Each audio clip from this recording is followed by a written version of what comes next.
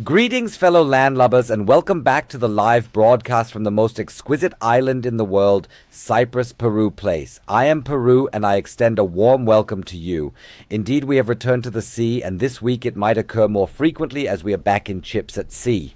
I believe it is quite appropriate that we engage in this once more this week because we have also resumed activities on the channel Seafarer. The chips originate from Astragon, and after several hours of gameplay in both games, you can certainly derive some conclusions and make some comparisons. That is precisely what we aim to accomplish today, but naturally we also wish to sail. We are currently on our journey with our Tier 2 service ship accompanied by the Skaven, or rather, in my perspective, it is referred to as MacGyver 2, and there it resides peacefully. We find ourselves genuinely in the midst of nowhere in Elfsneaken. I'm uncertain if we can gather any passengers here, otherwise we'll transport a small quantity of cargo with us. We'll have to evaluate the situation. Indeed, my friends, as I previously mentioned, we'll engage in a bit of comparison, but naturally today we'll initially observe what's new with chips. There have been some bug fixes recently, but I won't delve into those. They're merely minor technical adjustments. However, visually, there's something occurring as well.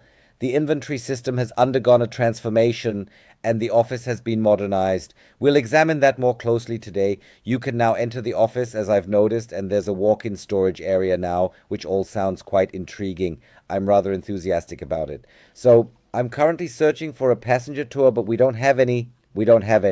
I'm just contemplating whether we should simply embark on a small tour to Rust. I mean, we always have passengers there anyway, and that's where the main office is. So we could, accomplish two tasks with one effort, so to speak. Anyway, you understand what I mean. It would be a very logical course of action. Let's phrase it that way. Okay, so I'm searching for a few small items for Rust. Some things we can store on our little ship. Yes, we still have cardboard boxes, 2 crates, so let's take that stuff with us before we head out empty. So let's address that first before we proceed with our conversation. I actually intended to... Hold on for a moment. I'm going to transition to the controller briefly.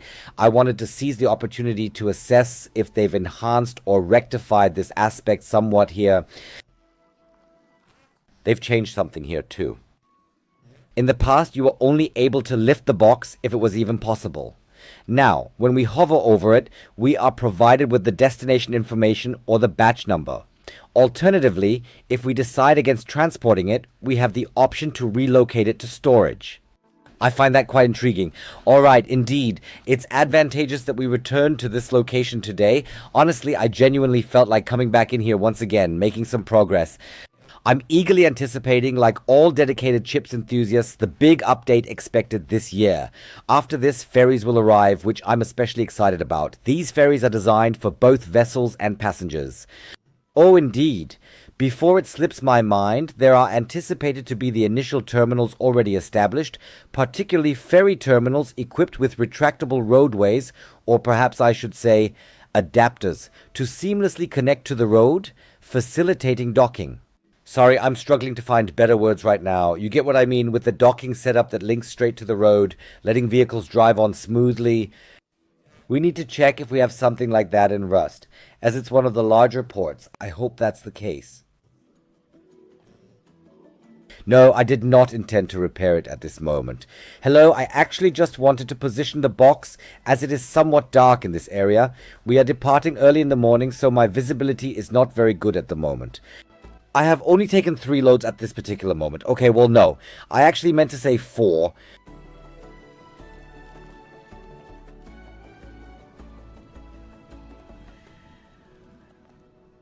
Thus, here we find ourselves. Where should I position these items at this precise moment? I am uncertain about the precise number of packages that will indeed fit on this specific thing. It is indeed primarily designed for the transportation of passengers rather than for the conveyance of cargo, such as for activities like whale watching or other types of passenger excursions. Naturally, it is also capable of being utilized as a lifeboat or even as a fireboat, correct? We possess a fire hose cannon situated here at the front right section, or as I previously mentioned, for towing purposes, which consistently functions effectively as well. Certainly, now proceed to position yourself over in that location. Should have taken 1 more hour so that it's a bit brighter, but it doesn't matter. Let's go. I have to be a bit careful now. I sometimes forget that it's the fastest ship in the game. Let's refrain from taking off like the unholy. Prior to our departure, let's conduct a brief examination. This is certainly quite an extensive distance once more. Let's perform a concise examination. Rest is already a bit further away. Indeed, we must ascend to that location. Lingua is on the right and Röst is over there. Wow, that is quite a considerable distance. I'm contemplating the most optimal method to drive it. I would suggest let's navigate around this area. I believe we proceeded in this manner the previous time as well. I can't recall precisely at the moment. We paused briefly here. It's essential occasionally. Certainly we are fully capable of managing that situation. So initially, proceed directly forward here, and then the engine's sound remains truly remarkable. I believe it is genuinely impressive.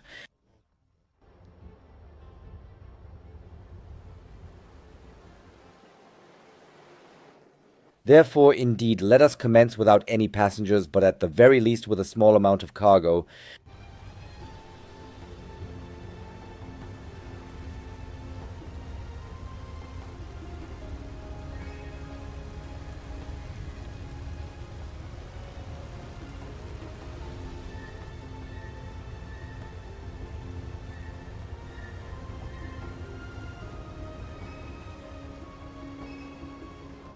As I mentioned earlier, we'll now play both games, Ships Easy and Seafarer, in a comparative way, more or less at the same time.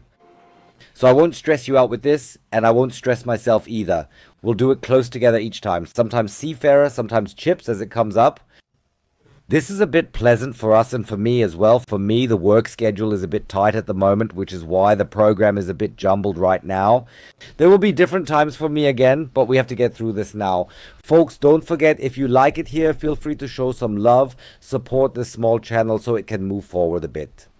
So give a thumbs up, ring the bell, and feel free to subscribe. You're also welcome to share it. I'm very grateful for that. And if you'd like to get something out of your good deed, feel free to check out my shop. You can not only leave a donation, but you also get something in return. A cool shirt, cap, whatever. I'll display all the stuff for you here again. Otherwise, you can find everything in the video description. Thank you in advance for that. At this stage, we have already embarked on our journey. Now we can revisit the planning phase here. Why would the route lead across the land? Please hold on for a moment. Oh, he is still present. Just a second. Indeed, it still remains in its previous position. We absolutely must eliminate it and completely erase the entire pathway, otherwise it will not function correctly. Therefore, once and then twice, we shall carefully navigate around the exterior here, maintaining close proximity to the shoreline to ensure a bit more safety. Let's see, what's the silliest way we can drive now? I must confess, this route is not precisely my preferred one, so I shall endeavor to keep it as brief as possible, since we do encounter some shallow areas and rough patches here that are not particularly pleasant, somewhat challenging, I would say. However, I believe we have discovered an interesting route here. I actually have not driven this way before, I just realized. Alright. Fortunately, I'm presently conducting a check, and I was fortunate enough to have filled up the fuel tank before our departure.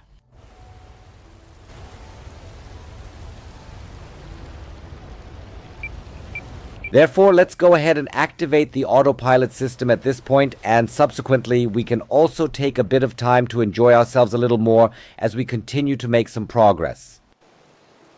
So let's quickly check if everything that needs to be on is on. Oh, it's already activated, correct, then let's keep it activated.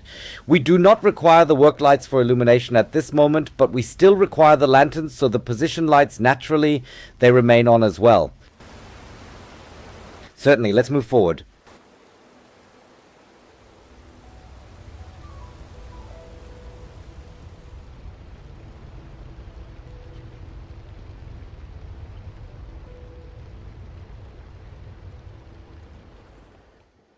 I consistently enjoy perusing the reviews, not merely of chips in general on Steam, and I am consistently astonished at how few individuals are even capable of navigating a menu.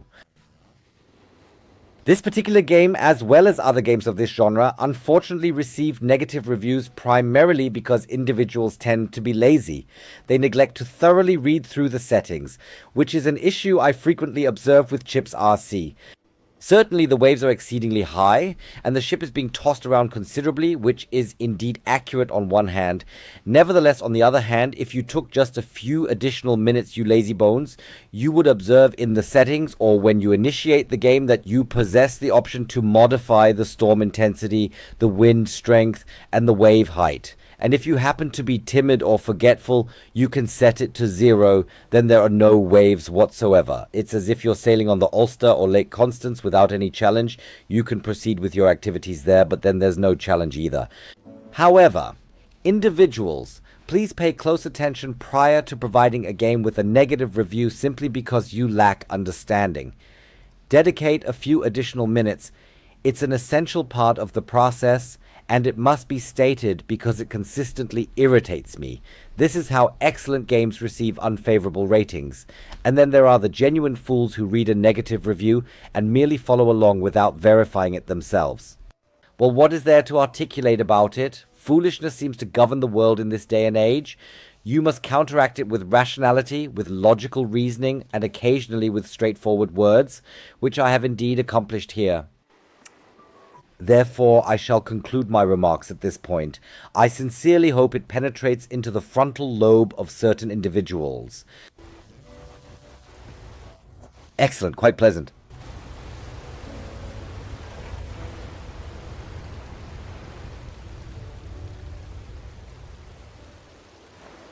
So now we are on our way a little bit further, folks, and at this point we can engage in conversation, and we must also discuss simultaneously. These games, Chips at Sea and Seafarer, share numerous similarities, and it remains uncertain who might have borrowed concepts from whom. One aspect is certain: Chips etc. is further along in development because they commenced significantly earlier. Chips Ed is anticipated to achieve its complete version this upcoming spring, specifically in the initial quarter of the following year. It will also become accessible on both PC and console platforms with the concluding major update, which will incorporate the final ship types classified as Tier 5. Tier 4 is expected to be released within this year, accompanying the last update prior to the significant launch. Furthermore, ferries will be incorporated, and as previously mentioned, there should already be modified docks prepared for them. We will, of course, check that again later as far as we can see it, of course. Indeed, as I previously mentioned, in the realm of development, Chips at Sea is notably ahead. They are also poised to enter the complete version considerably sooner. And it must be stated, and this should never be overlooked, I consistently remind individuals that Miss Games is an exceptionally small studio with merely a handful of employees, in contrast to an industry giant such as Astragon, which possesses entire teams. Here, we have a comparatively small team. You could likely count them on one hand or perhaps at most two hands, and they genuinely deliver remarkable results. It genuinely seems as though there is a bug fix nearly every single week, followed by new updates that introduce additional features, and we haven't even begun to discuss the major updates that are on the horizon. They are indeed working hard and are really committed to moving forward, which speaks volumes for Miss Games. We remember it was similar with previous games like Atlantic Sea under its successor, whose name unfortunately escapes me now. But you know what I mean? The guys are really dedicated, and for such a small team, they achieve amazing things, I must honestly say. Yes, Astragon, we don't even need to discuss, is a comparatively large studio with significantly more possibilities and resources, and what we've seen from them also looks good. But you must not forget that this game is at the very beginning of the early access phase, meaning you will have to wait considerably longer until it reaches the full version. Especially when it pertains to our friends here on gaming consoles, it will indeed take considerably longer until you are able to play it on those platforms. Regarding the graphics, I believe both are equally detailed, and the water graphics are truly phenomenal in both instances. However, I must express that, in my personal opinion, and everything I articulate here is purely my personal perspective. If you feel differently or have encountered something else, please feel free to write it in the comments. But I just think that Seafarer, in terms of graphics, is really a resource-intensive game. I can run chips on high and ultra settings and still record or play live with you without any problem. It's a completely different story with Seafarer. It truly is a resource eater. I don't have a subpar PC. I believe I have an RTX 3050, and I have to set it to medium. I can't set it to high, let alone ultra, without experiencing issues. I've experienced it myself. Even in the initial episodes we played in Seafarer, how long it took me to find a setting that we could somewhat stream or record. Now I have found a setting that is okay. Sometimes it stutters a little, but it's fine. When I'm not streaming or recording, it's smooth. But as I mentioned, there is a significant difference between the two games. Then, of course, we come to the types of ships, here, with chips, etc. In the direction we are currently progressing, the entire endeavor is predominantly concentrated on three distinct services. I would assert, specifically on cargo transportation, fishing activities, and passenger conveyance. Those are the three primary pillars, as far as I have observed. In Chips at Sea, we possess comparable classes initially, but passenger transportation is not yet apparent. That is indeed something that Chips, among others, currently possesses exclusively. Consequently, we are capable of accommodating 2 or 3 passengers here with the MacGyver 2, or Scarvin, as it was originally named. With the Tier 3 ship of the service line, we can then take, I believe, 10 or 20, which doesn't really work yet, as I mentioned, but I'm making allowances for that. As it's still in early access, I think in the future, more passengers will be able to join us, allowing us to transport larger numbers of passengers. There is enough space on the Tier 3 ship. Indeed, I am quite curious to see what will eventually come of it. And naturally, last but certainly not least, the sizable passenger ferries designed for both vehicles and passengers, which are anticipated to arrive here in Chips ET later this year. I am genuinely thrilled about this development, although I have not come across any official announcement from Seafarer as of now. I am uncertain about the extent to which passenger transport is planned, or if it is even planned at all. We can be curious, we have to wait, it doesn't help otherwise. Certainly the sea is quite turbulent here today, isn't it? Let's begin, my dear friend.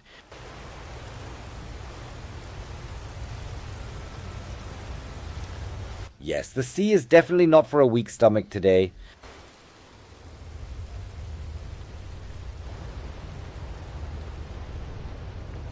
My goodness.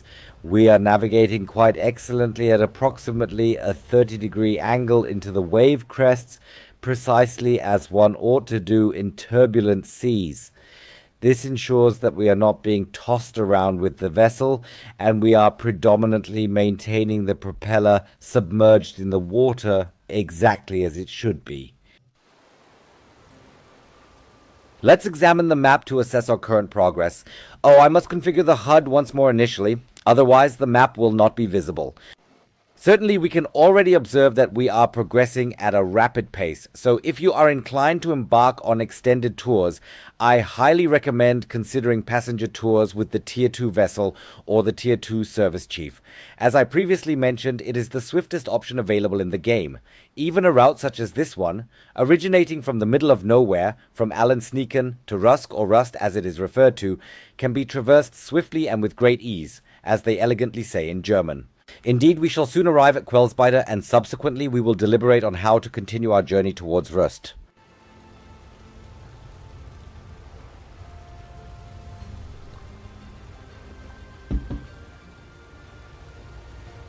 I've noticed, and maybe someone at Miss Games will too, that change is possible.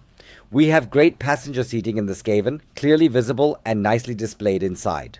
At present, we possess 3 or 4 available seats. When we welcome passengers aboard, they consistently remain outside, gazing around with delight. While that is pleasant on extended journeys such as 8-hour or 2-day excursions, I believe it can become somewhat uncomfortable, particularly with turbulent seas and similar conditions. It would be really nice if they could somehow take a seat here as well. Perhaps this matter could be regulated at some point in the future. It's not an urgent issue, but it would be quite nice if someone could look into it eventually. So, yes, but back to the topic, back to the subject. We are currently talking about the differences and advantages and disadvantages of Chips at Sea and Seafarer in direct comparison. Certainly, another aspect we absolutely need to discuss is that there is no storyline in Chips at Sea. There are tasks, missions to complete, and there are events to a certain extent, and I must sincerely admit that is adequate for me. Well, I'm present here, having grown up with Euro Truck Simulator and American Truck Simulator. I don't necessarily require a storyline. I simply desire to drive, load, depart, unload, and then return, among other things. As it exists within the simulation, the Seafarer contains a substantial amount of textual content. I believe it's quite nice when there's a bit of a storyline. I also sincerely hope that a sandbox mode will be introduced, as that's something I'm entirely missing. Well, so far it hasn't been too demanding with the career, right? But yeah, I'm not a fan of big words. If it's an RPG or something, that's part of it. All good.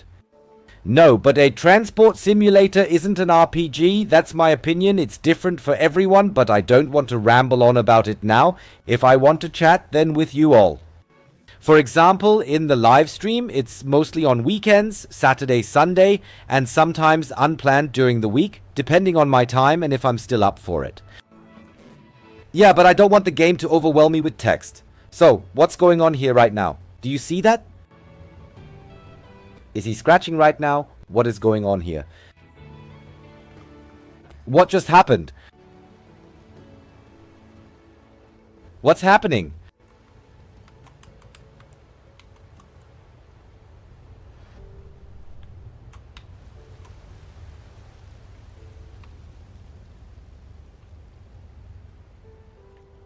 I will deactivate the automation at this point, and subsequently we shall commence. What is causing it to stutter at this moment? I don't have any updates running or anything like that now.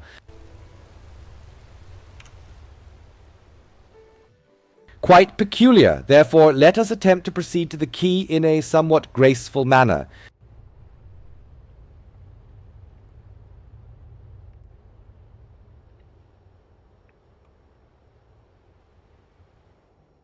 I was just a little surprised. Where is this shaking coming from all of a sudden?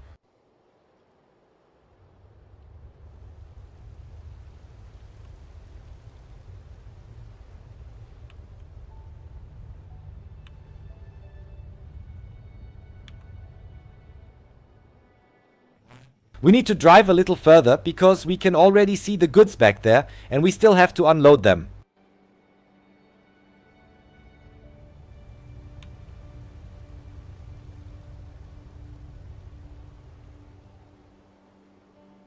Certainly. So, right over here, half remaining, this curve right here, we will take it along shortly, and then we will securely place it there. That is precisely where the pallet ought to be positioned for the surplus goods.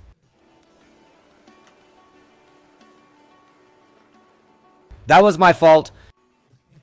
I made a mistake because I'm attempting to manage this with the controller once more. It's been quite a while since I've done this. You must exercise a bit of caution here with the Tier 2 server ship as it accelerates at a very rapid pace, but it requires some time for the acceleration to truly take effect, so until it genuinely accelerates. You see, I have to increase it up to 40% for it to even begin to respond, and then it's most advisable to set the power to 0 so that it simply drifts, so to speak, because otherwise, messed it up again.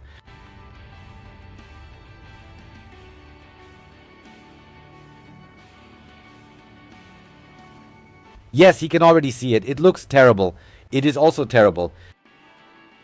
That's just how it is. There's no nicer way to put it. Sorry, friends.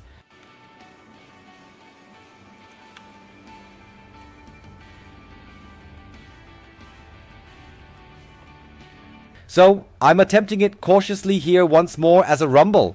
I do not find this pleasant at the moment. At this moment, I am also uncertain about what the underlying cause might be. Absolutely fantastic. I have just enhanced it once more within the game. Now, unfortunately, it's not functioning properly here. It's somewhat peculiar. Boy, what happened? Since when can't I dock here anymore? Oh, please, you absolutely cannot be serious. Why on earth is it not hitting in that particular direction now? I'm feeling somewhat agitated at the present moment, my dear friends, and the trembling sensation is only adding to it. Hold on for just a moment. This truly is an extraordinary exception, isn't it? That you are experiencing these graphical glitches or something of that nature now. Oh no, I'm not managing this situation well today, am I?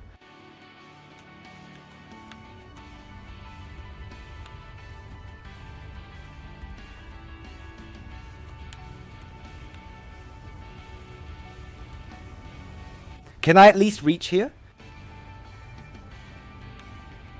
Let's go.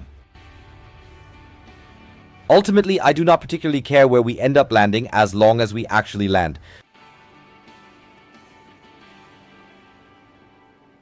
Okay, he's getting moving. I need to become accustomed to the controls in this context. It's somewhat challenging when you haven't engaged with it for an extended period. Then, when you've engaged with other gaming titles like Seafarer, which possess an entirely distinct control system, you must reacquaint yourself with it once more. Particularly in this context, as you've likely observed, when it pertains to acceleration, I'm presently grappling with it. Thus, that is the singular drawback associated with the Tier 2 Skaven vessel in this context.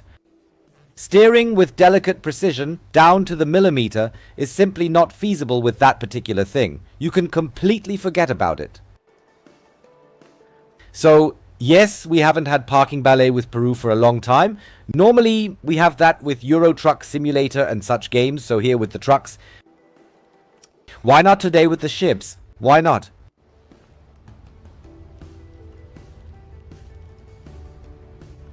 You simply cannot make this up. You simply cannot make this up.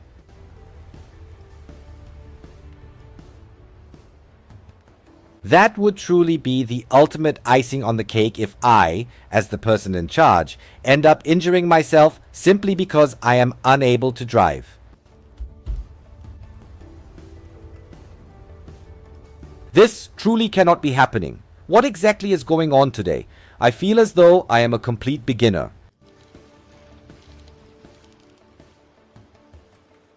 I believe I must dedicate several additional hours to this game once more, or I'll attempt to dock here once again regardless, because seriously folks, what incredible speed, and he doesn't steer properly.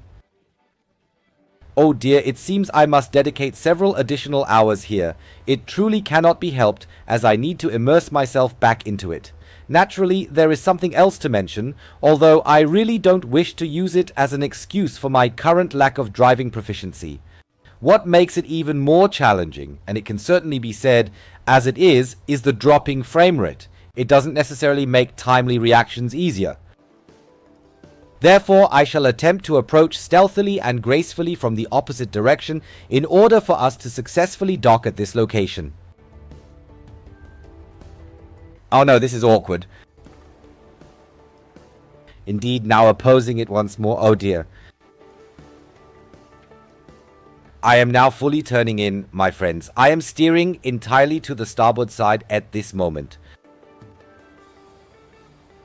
So now something's got to happen here, friends.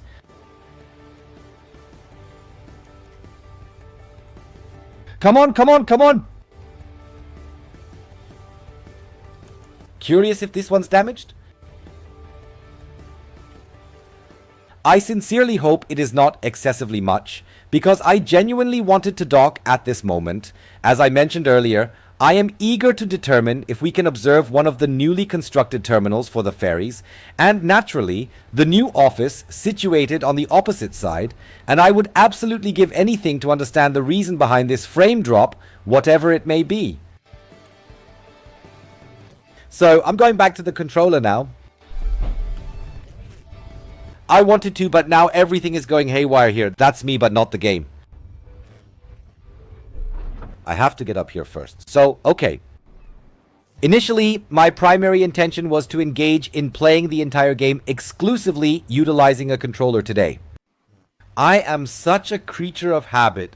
Now I ended up playing with the keyboard again in between, but what I'm doing here with the controller looks good. I noticed they've made some improvements here.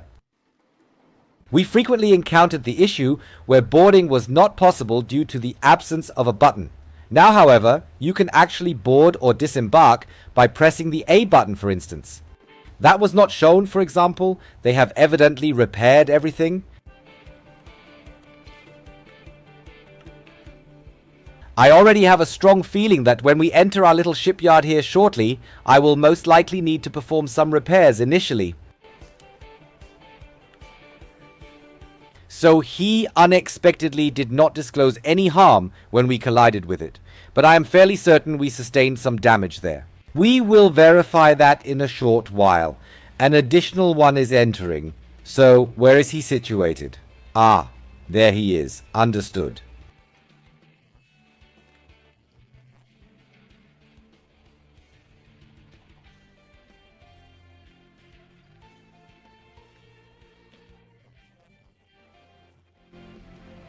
So, as I carefully observe the cranes present here, indeed, that's a topic we might wish to explore in greater depth. You are aware by now that at Chips LC, there are these cranes, or there should be cranes in the future, in 3 distinct variants: small, medium, and large. And as long as the large and medium cranes are not yet available, you can also manage with the license for a small crane. That's evident. I don't even wish to discuss the different sizes. It's perfectly acceptable to me. However, I must express that I prefer the control significantly more in Seafarer. There, we have these trolleys, as I consistently refer to them, which you may have observed in the live stream. The control was resolved much better there, and is also considerably more pleasant. Well, such a trolley is not suitable for small ships, that's also evident. Now let's first examine our shipyard. I want to see if there's anything new, if there might already be new ships once again. I'm curious, let's see. Vessels, so this is our usual standard here. The rowboat, the traditional one we begin with in the game, all identifiable here. There's nothing innovative yet. Indeed, here we have the MacGyver 3, as previously mentioned. It's also the service vessel of Class 3. We've also already navigated the Class 3 cargo vessel and the Class 3 fishing vessel, so otherwise I don't perceive anything new here. These are our vessels, correct? So, the Tier 4 vessels are indeed still taking their time to arrive, which encompasses the ferries as well. I didn't genuinely anticipate them to be available here already, but it's certainly worth making an attempt. Well, now that we have finally arrived, I would suggest that we seize this opportunity to thoroughly explore the office and the shop. The shop should indeed be accessible at this precise moment. Let's see. Yes, the office remains unchanged, as it is primarily where we undertake missions, conduct banking transactions if necessary, and we can also avail ourselves of services and crew here. I can't really make extensive use of the crew at the moment, so let's proceed to the shop or tool store, which should indeed be accessible now, correct? Or is that planned for later? Since I have already observed some preliminary images indicating that you can indeed enter, yet at this moment we merely possess, as is customary, the inventory, or rather what we are able to purchase for the inventory. What we can buy for the inventory, I thought it would actually be here by now. So what I'm genuinely curious about at this moment is we need to take a closer look. Perhaps we'll observe something similar to that on the map. There is our harbor, the docking area. However, this is more of a harbor primarily used for refueling and similar activities. At present, do we have a docking station situated here somewhere? A terminal that is specifically designated for the passenger ferry? Yes, a brief stroll is indeed quite pleasant occasionally.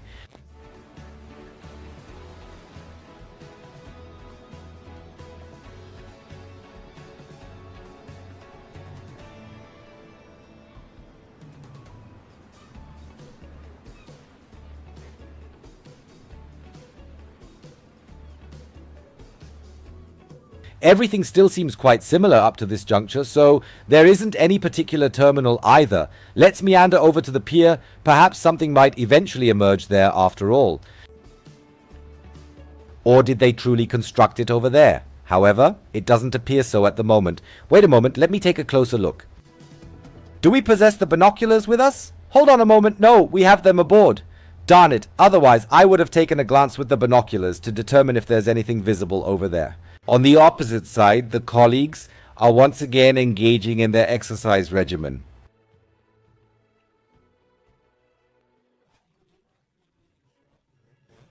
Renowned. I mean, I believe it's commendable, that the colleagues here motivate the players to participate in sports activities, take a rest occasionally, and engage in some physical exercise. It certainly can't hurt. Is it even possible for me to get there? Can one actually go there? So, in any case, one would have to go to that parking lot, right? I would be interested to know that. Can you go there? Oh, where I can see all the buildings now which are also being renovated. Those are the buildings. In the not too distant future, new and additional structures are expected to be incorporated to invigorate the scene somewhat and make it more diverse. As I previously mentioned, Miss Games is truly and consistently working on expanding, beautifying, correcting, and enhancing this game, I must say. Truly impressive indeed. As I previously mentioned, when you consider how relatively small this studio is, hats off, much respect, chapeau.